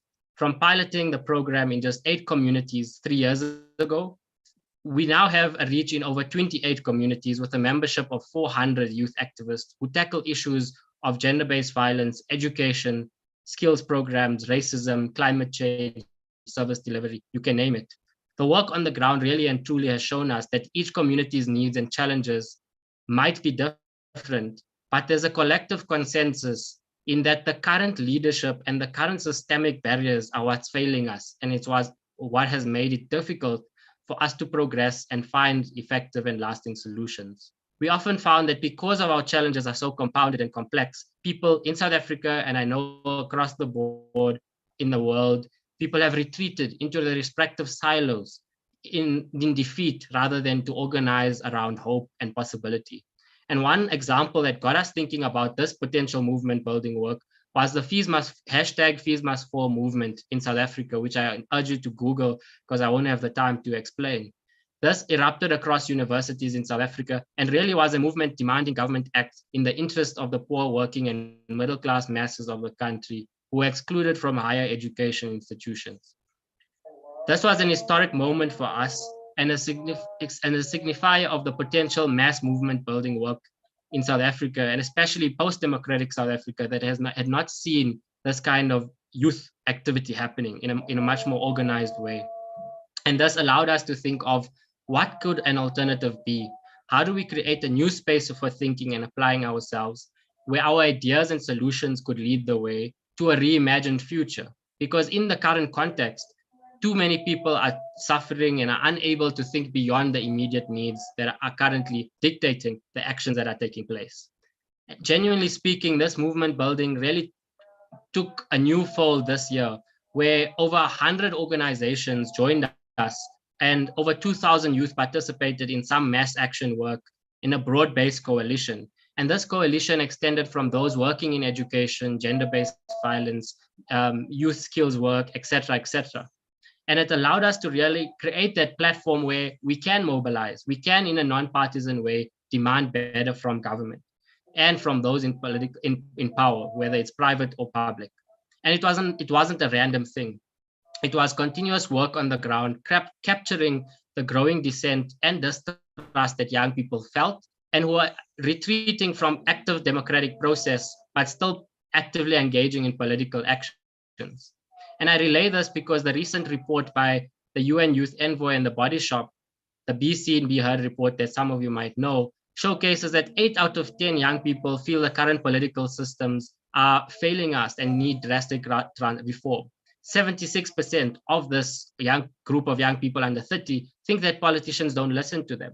I'm quoting these stats because the inputs today are to showcase that in the current decision makers, if they are not listening to us, how do we organize to ensure that they have no choice but to listen? How do we ensure that we are the ones taking up those spaces so that we can prioritize the things that we feel most important about that really are quite existential, as previously mentioned by other speakers? How do we ensure that the young girl from Kenya goes into the education system knowing for certain that she will come out and reach her full potential, not with charity and handouts, but by a system designed to ensure she succeeds? And to enable that intersectional approach means we have to be deliberate and strategic on who we take with us on this journey, and ensuring that we enable progressive inclusion and not merely representation, because we found that representation alone might not be the progressive values we all seek to achieve and hope for. So we throw around this word intersectionality as a means to capture our collective agreement, but really it needs to go beyond just that surface value understanding. And how do we actively raise the collective consciousness to understand why? Why gender justice? Why climate change? Why racial justice matters? That's how we then incorporate intersectionality in a more practical way, where each of us here today, regardless of our backgrounds, understand the common thread that needs to happen. It is for this reason that I want to give thanks quickly to those youth and advocates and contributors around the world for the Youth Declaration at TESS that captures some of this in how we transform the education system so that it enables this idea. Comrades, friends, advocates, and change makers, let me conclude by saying that in order for us to translate our solidarity into greater systemic change, we need to be practical about it. How do we use the tools we have like Zoom today to incorporate and maintain better communication with one another, to implement our progressive agendas at local level, but it's connected and disruptive of a status quo that continues to force millions outside of education. I wear many hats, and one of the hats that I wear is advising the provincial government of Gauteng, which is the area that I'm in South Africa, on youth development issues. I chair on the subcommittee panel, the subcommittee on quality education and skill development. And this appointment recently showed me that there's a severe lack of collaboration between all of us, government sector, civil society, private sector, etc. And that in order for us to change that, we need to change the way we do our politics. If we want our political culture to change, we need to showcase how we can do this better. And that must be our behavior, our attitudes, our ideas that inform the way we do the work. Because too often I find that it's because of political partisanship, many get excluded. And I think for us to break that, we need to be able to advocate and showcase how and why that matters. This advisory panel, and I'm going to conclude here, has showed us the biggest challenge and the context that you are relating, Chairperson, our moderator, our South African context where we have a high unemployment rate of over 47%, where more than half of the 7.2 million people unemployed in South Africa don't even have a matric qualification, which is the completion of secondary schooling in South Africa. This year is compounded by the fact that high dropout rates in school, the digital divide, skills mismatch, and all the other issues related by speakers today continue to exacerbate what's happening. The worsening inequality and poverty and economic decline in our country has made it so that rich continue to live a life free of issue, where majority of the country live day to day, trying to make a means for their life and living a decent life for themselves.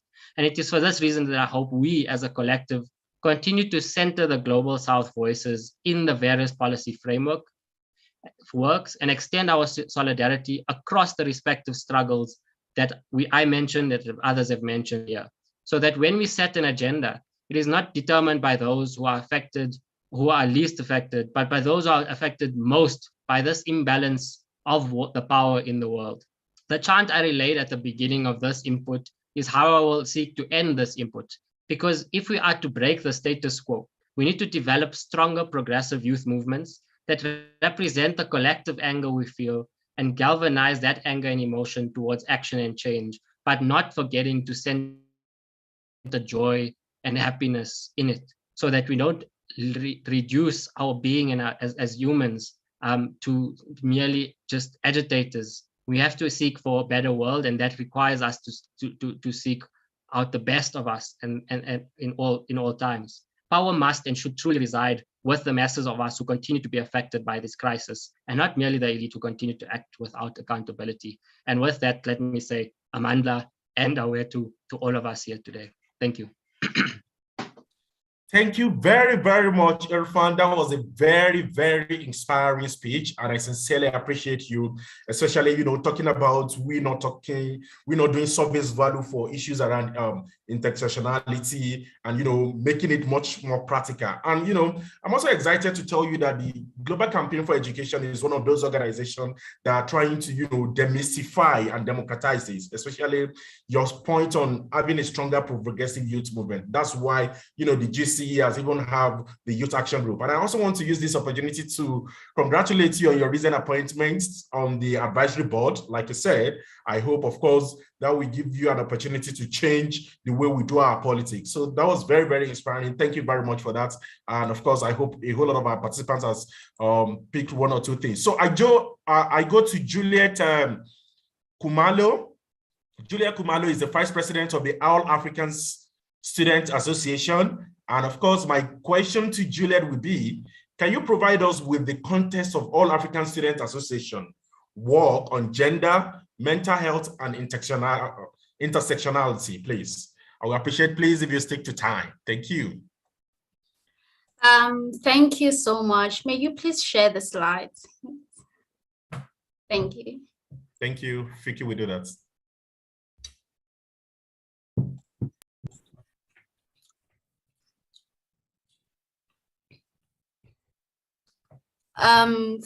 Thank you so much. I believe we can all agree that one size does not fit all when it comes to issues around gender and mental health. And this has been highlighted in some parts by the previous panelists. It is important to understand that inequality is not created equal for girls and women. And as activists and student leaders, we are advocating for all women, regardless of their age, their gender, their sexuality. And so it is important to think about intersectionality on both a personal and a structural level. And this is where I am going to focus. And as Kimberly Crenshaw, the woman who coined this term of intersectionality, puts it, intersectionality on a structural level is about how systems of oppression deeply intertwine and influence experiences and opportunities of marginalized groups such as women and children. And the simple fact is that as activists and student leaders, we need to utilize intersectional framework in our activism in order to create inclusive culture where all our differences are acknowledged and honored as students. And this has always been our goal at ASU for the past 50 years through the various programs we continue to run across the African continent. May you please go to slide 10. I think it will be page 10.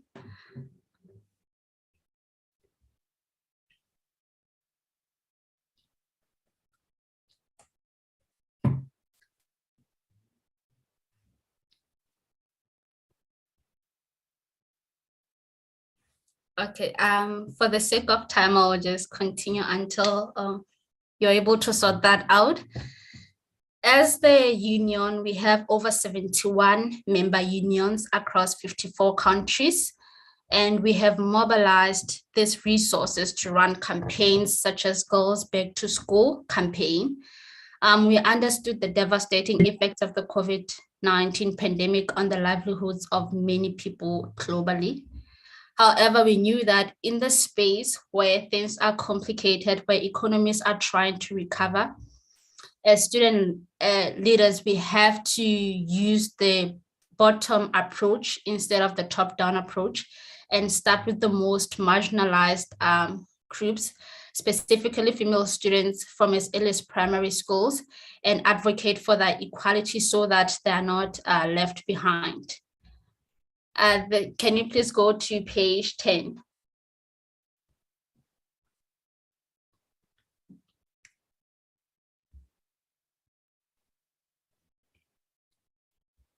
Thank you. So this is the Girls Back to School campaign that we ran during COVID-19, and we continue to run post-COVID-19.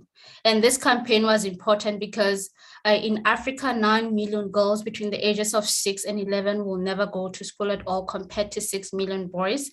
And that disadvantage starts as early as primary school, where 23% of girls are out of primary schools compared to 19% of boys. And by the time these girls become adolescents, the exclusion rate for girls at primary schools is 36% compared to 32% of boys. And so we can already observe this gender inequalities. And we know that for whatever reason, these girls have been marginalized through no fault of their own, but through the structural inequalities. And so in collaboration with the 100 Million Campaign and Global Education Coalition, over 60 young activists from 29 African nations demanded education for all girls during and after the COVID-19. And from this campaign, we were able to get girls, including pregnant girls, to return to school, and government adopted the policy suggestions from the volunteers we had in different countries, and many young girls were trained to become peer mentors in their communities. May you please go to the next slide.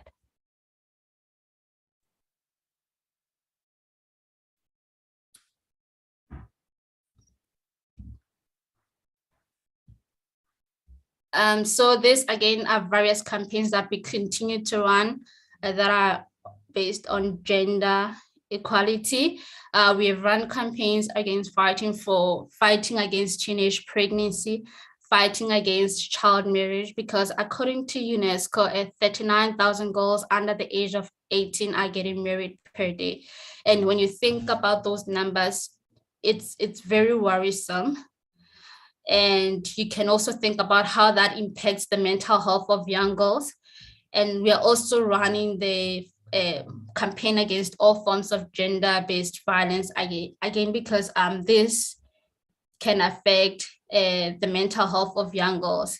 And so we encourage parents and communities, because again, you need to remember that it takes a village to help educate young girls, to help educate female teenagers to focus on their education and abstain from teenage pregnancy.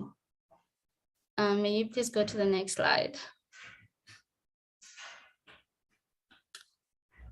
And again, we know from the conversations that we've heard from the previous panelists that intersectional discrimination is among the reasons why women, and particularly Black women, are underrepresented in STEM.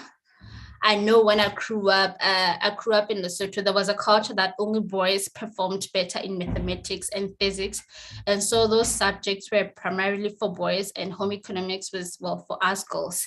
And this cultural stereotype was reinforced until I actually started to believe it. And therefore at us, we are trying to backtrack these stereotypes. We are working to backtrack them, and we have initiated, among other programs, Girls in STEM, which is geared towards building the interest and career prospects for young girls in the areas of STEM. An important part of this project is to establish a network of young girls in STEM to enhance knowledge sharing and collaboration, while also serving as a source of inspiration to other girls through many programs.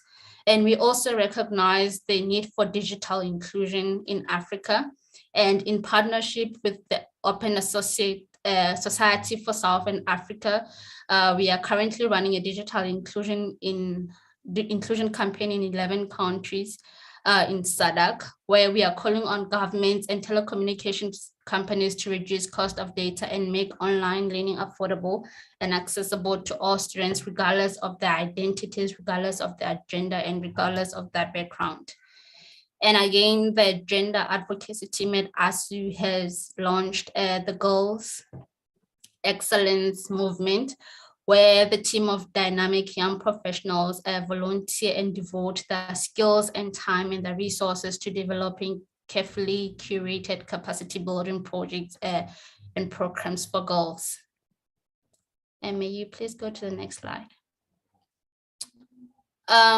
Lastly, when it comes to issues around mental health, it is important to understand that our unique identities are not the problem. Rather, the problem exists inside the systems of powers that cause discrimination and oppression. And this could be seen where most African governments devote less than 1% of their budgets to mental health services, despite the increasing demand for these services, particularly for girls and women. And so we at ASU have partnered with Connected Minds to bring affordable mental health services to students. all students have to do is subscribe to Connected Minds and use ASU 50, not ASU at 50. Okay, we'll correct that, and they will get a 30% discount. And so they'll be able to connect with therapists and access unlimited content. And this is important because we recognize that there's a lack of mental health services due to many factors, such as lack of a mental health care professionals and stigma, and little to no budgets that most African governments devote to mental health services. Next slide. And so just to sum up everything, the goal of our activism, and this is actually my favorite quote, should be to facilitate the inclusion of marginalized group for whom it can be said, when they enter, we will all enter. Thank you. Wow. That was really, really amazing. That was really, really amazing. I sincerely appreciate you, especially, the campaign you're doing around girls back to school, justice for every child, the GBV, the child right marriage, and much more exciting, especially post-COVID, bridging digital divide, especially among females, which is the Digital Inclusion Project. Thank you very much for sharing that with us, and of course, leveraging on the power of collaboration. So I pass over the mic to Fiki now for the last sessions. Thank you. Thank you, Aberdeen. Wow, what a discussion it's been. We have just 2 more speakers before we can go into a short discussion session. So allow me to introduce Samuel Gwenzi from the Southern African Students Union, or SASU. Samuel, are you with us? Yes. Oh, great. Okay, Samuel, so could you just please briefly provide us with your perspectives on, intersectionality and on academic freedoms, as well as your work in this area? Thank you very much, Vicky. Thank you very much, fellow speakers and guests. My name is Samuel Gwenzi, and I work with the Southern African Students Union. Hope you can hear me clearly. I think much of the speakers have done justice to the aspect of intersectionality and academic freedom, because it intertwines with the presentation that I'm going to make. But we need to first fully appreciate what academic freedom is, which is the freedom for teachers and students to teach, study, and pursue knowledge and research without unreasonable interference or restriction from law, institutional regulation, or public pressure, according to Britannica. So basically, we need to look at the aspect of intersectionality, looking at issues of academic freedom. And I would dwell so much in the in cases of Southern Africa, Zimbabwe, South Africa, Malawi, Zambia, the 15 countries in SADC, which we tends to represent. So it is imperative to note that there's a rise in academic freedom suppression, which is a symptom of a dysfunctional system in the higher education sector in Southern Africa. Looking at countries like Zimbabwe, where we have recorded around 50 cases of students who are arrested, tortured for merely believing in academic freedom. The same as what we have also witnessed by the resilience of young students in Swaziland. And some of the students that we have actually lost also in the fight for academic freedom. So the definition of intersectionality clearly spells out, like what the Global Campaign of Education has given us, that it describes that the student fraternity is not a homogeneous group, but it experiences discrimination differently with unique dynamic effects.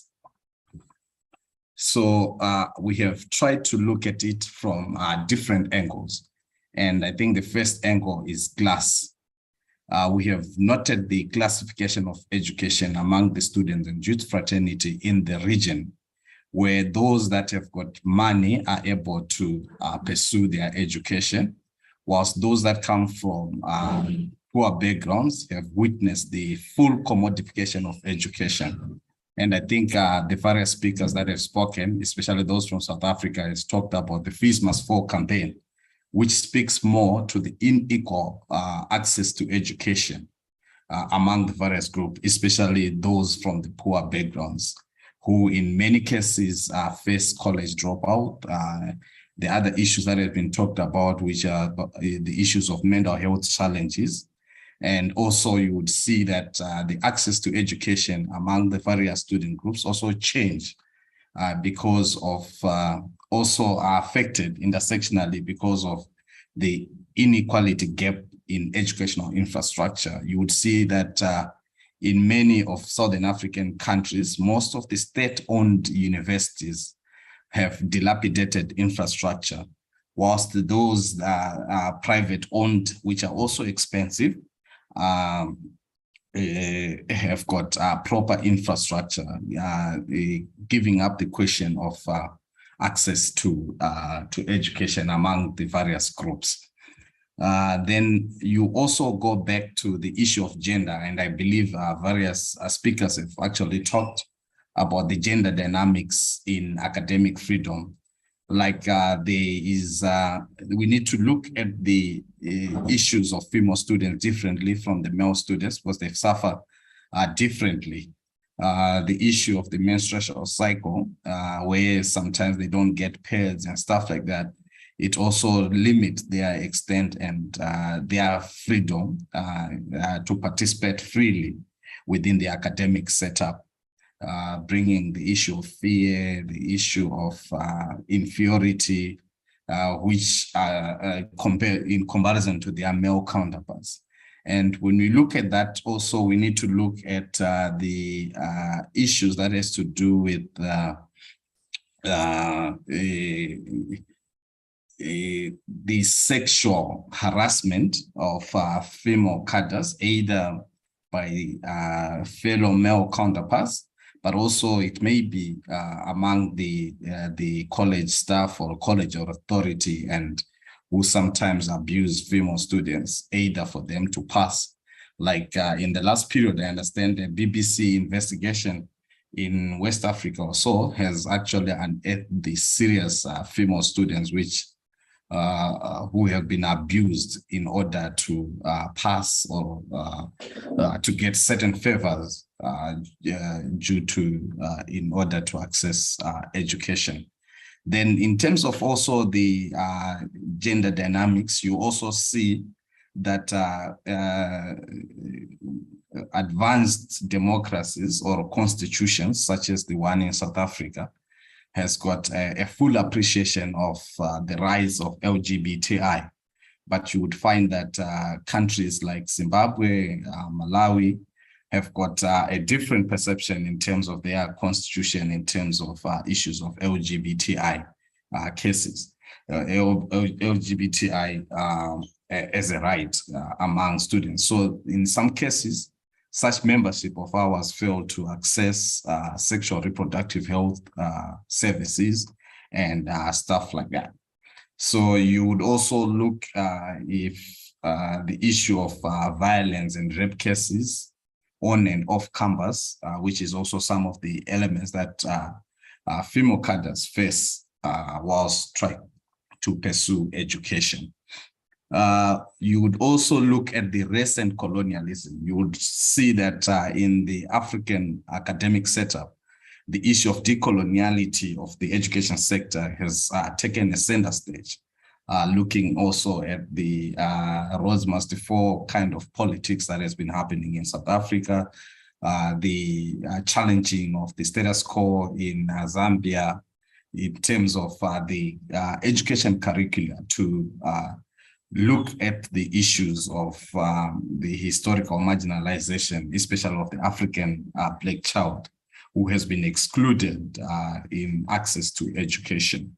So some of these elements still remain as critical in terms of looking at the intersectionality, in terms of also the aspect of unequal access to quality education.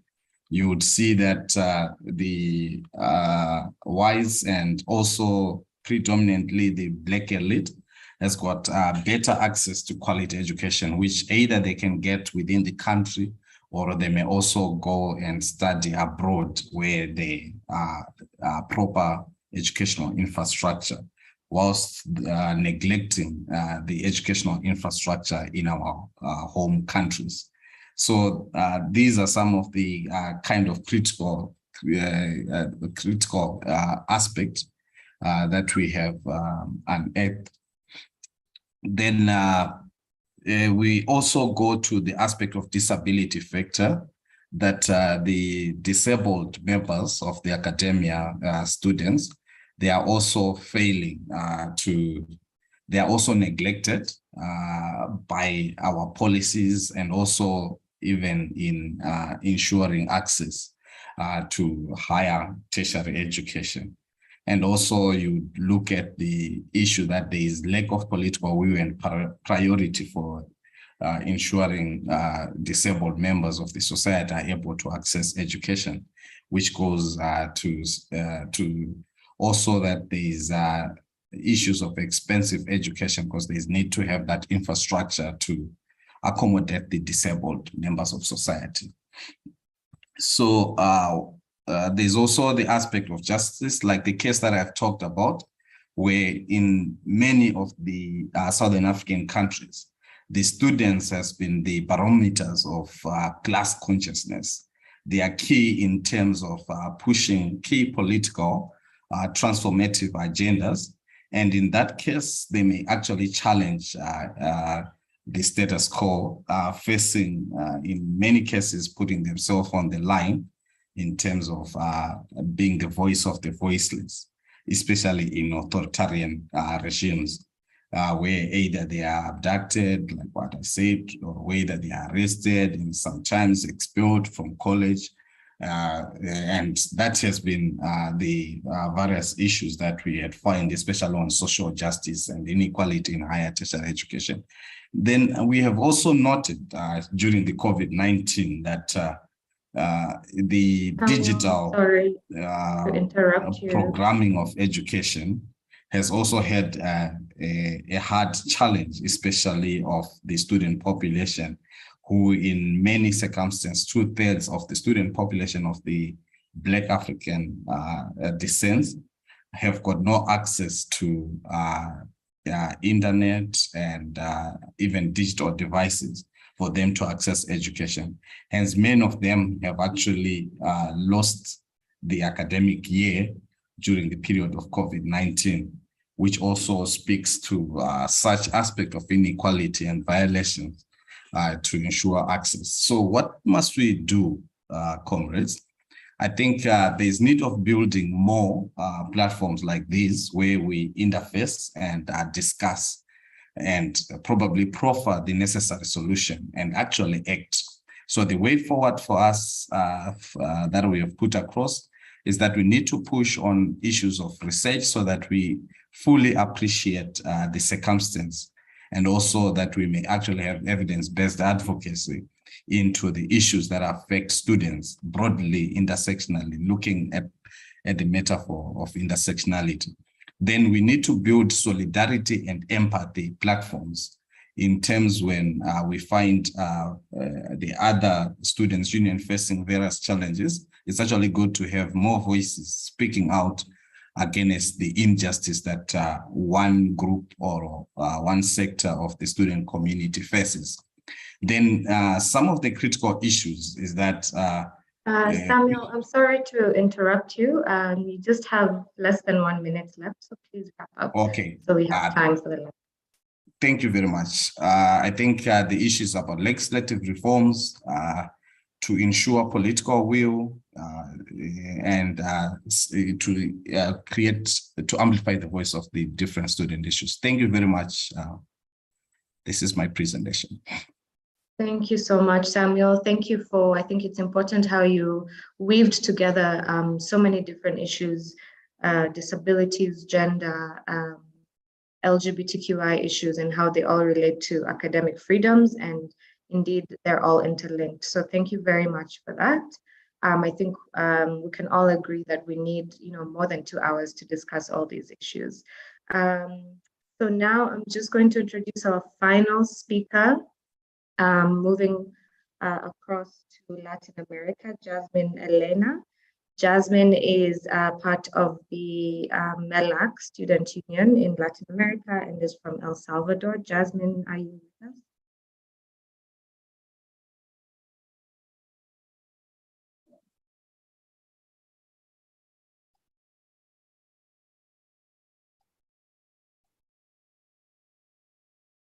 Jasmine, are you there? Hola, buenos días. Hi. Hello, Jasmine. I'll pass the floor over to you to give us some context on intersectionality in Latin America. Please go ahead. Ok, sí. Buenos días a todas y todos. Buenas tardes igualmente. Agradecerles por estar en este espacio, aunque sea para dar una breve intervención o comentario respecto a las situaciones, ¿no?, que vivimos como juventudes dentro de los espacios regionales de incidencia y cómo eso también vienen a afectar los procesos educativos, ¿no? El tema de interseccionalidad y derechos humanos que también vienen siendo un fuerte respecto al movimiento que muchos jóvenes estamos promoviendo desde nuestros países, hace que la demanda, ¿no?, sea un poco más evidente. Mencionarnos que obviamente después de la pandemia todos los procesos de defensa los procesos por la defensa de los derechos humanos han sido de destacar, porque todos desde nuestras áreas, desde nuestras aristas, luchas en específico colectivas, tratamos de generar cierto cambio, ¿no? Y sabemos de que al final los procesos de políticas públicas, incidencia, pueden afectar directamente a que éstas se puedan ver cumplidas, ¿no? Y quizás solo para tener como que un factor, porque la educación viene siendo como un complemento de todo. Sabemos que los problemas económicos, sociales, ambientales, quieras o no, vienen siendo como factores transversales, ¿no?, para que la defensa del derecho humano a la educación pueda completarse o pueda verse como garante de calidad educativa a lo largo de la región. Yo creo que también el tema de derechos humanos como tal, si ya los vamos desglosando como tal, el derecho a la salud, el derecho a una vivienda, el derecho a tener un trabajo digno, son factores esenciales para que pues podamos promover desde nuestras áreas el trabajo como tal para la defensa del derecho. Aparte de todo esto, sabemos que hay factores sociales que siempre vienen como imponiéndose, ¿no?, para que podamos reducir nuestras causas colectivas, y yo creo que este es uno de los grandes retos que tenemos como región, el poder unir todas estas voces, poder tener un espacio desde la colectividad en que nos podamos unificar y poder hacer esta lucha de una sola misma bandera, porque al final desde nuestros espacios sabemos los procesos por los cuales, pues no nos vayamos muy lejos, los problemas políticos y sociales que sufre actualmente Nicaragua, los procesos por los cuales se ha enfrentado Chile, los cambios sistémicos que han tenido de cambios de estatales o de gobiernos que también han tenido otros países, hacen que los procesos de políticas públicas siempre sigan actualizándose y no son constantes a la hora de tener la defensa del derecho humano a la educación como tal, porque siempre se siguen promoviendo estas nuevas estrategias, pero siempre es como que se empieza desde una base cero. Y al final, todos los que estamos involucrados en el sistema educativo, todas las juventudes, niñez, adolescencia que están involucradas en estos espacios, siempre tienen que enfrentarse a nuevas propuestas que al final muchas son muy buenas, otras no lo son tanto, y muchas otras tienen sus vacíos o no tienen el alcance esperado que deseáramos, ¿no? Entonces yo creo que por ahí esa sería como una de las valoraciones o de cómo la interseccionalidad de derechos nos da la parte de generar un proceso de análisis, poder tener como una claridad de que todos estos procesos sistémicos nos vienen afectando a todas y todos, y que obviamente esto requiere tener una mayor voz, una mayor visibilización, poder reconocer cuáles son los contextos en los que estamos, cómo se unifican y también cómo todas y todos podemos promover esos cambios graduales, y obviamente en espacios como estos podemos hacer ruido y voz de cuáles son las verdaderas problemáticas que tenemos como tal. Obviamente también existen políticas que son un poco más regionales y estas también deben de ser retomadas por todos los estados, porque obviamente están vienen siendo un refuerzo o parte del proceso para promover cambios estructurales. Y yo creo que ese es uno de los grandes retos y desafíos que tenemos desde la región. Obviamente los procesos juveniles los estamos trabajando desde nuestras áreas. Yo creo que la unificación como tal, y quizás no solo a nivel de región, yo creo que a nivel global esto también es un reto, porque por las experiencias anteriores que han comentado las demás y los demás compañeros, entiendo que todos tenemos nuestras problemáticas sociales estructurales, pero yo siento que al final todas y todas coincidimos de que las cosas no están bien, y no es normal no tener un derecho como tal a la educación principalmente, y de ahí todos los demás derechos que desglosan estos.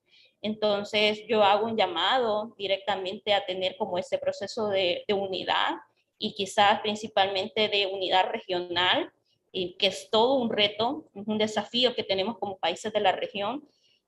Ya hay procesos que están contribuyendo a este mismo paso, pero obviamente aquí viene también el poder tener respaldo de todos esos colectivos que también ya están fortalecidos y pueden promover un cambio o un proceso de apoyo a todas aquellas propuestas innovadoras que son obviamente para unificar, generar este proceso de defensa a los derechos humanos como tal, desde procesos interseccionales, y que obviamente esto puede ayudarnos a entender la manera en que, siendo aún muy distintos con nuestras propias identidades, siempre influye el tener una misma lucha colectiva, y que obviamente esto nos pueda dar acceso a tener derechos y oportunidades como tal en nuestros procesos de reconocimiento intergeneracional, y que obviamente somos nosotras y nosotros quienes vamos a promover esos cambios estructurales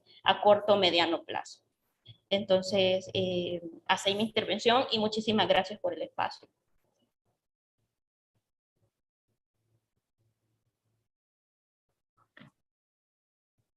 Thank you so much, Jasmine. Thank you for providing that overview and context of, what is on all our minds. And I think you quite summarized well the entire session and ended, with a call to action that we need to unite together, which is really the crux of this conversation. The conversation should not end here. We need to unite young people, adults, across regions to really work together towards, mitigating these obstruction towards the right to education.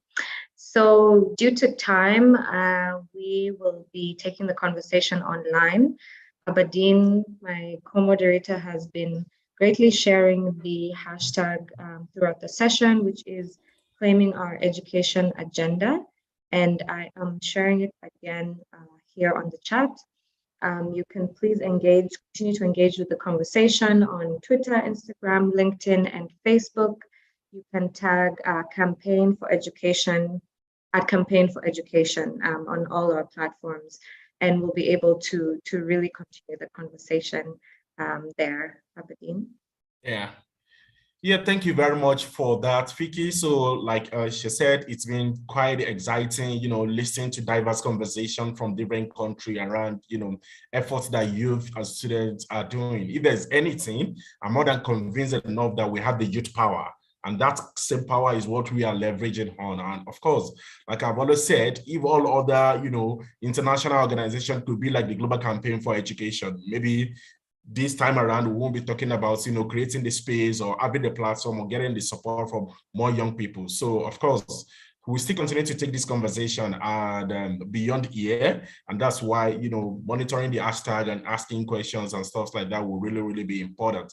I want to sincerely appreciate it because I know you had choices. You had choices of, doing any other thing other than attending this course. So for you dedicating 2 hours to stay with us on this course really shows your own commitment, your own personal capacity to contribute to issues around youth development, student development, education, bridging to the digital divide, and, education in emergency. So thank you once again for joining us to claim our education agenda. So I pass on over to Vicky to conclude, and we call it a day. Thank you. Thank you, Aberdeen. And on the topic of commitment, as I mentioned, this is the first session of 2. So there'll be a solutions-based and strategic session on Thursday at the same time, same place. So please look out for materials on that. Thank you once again, everyone. If you are able, please turn on your video so we can take a quick picture and then we can go about the day.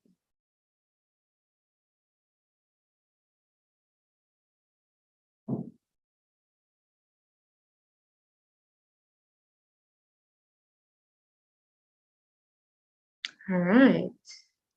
Thank you, everyone. Any more faces for the picture? Great. Nice, nice. A few more. Let's fill the screen with our youth power. Here we go.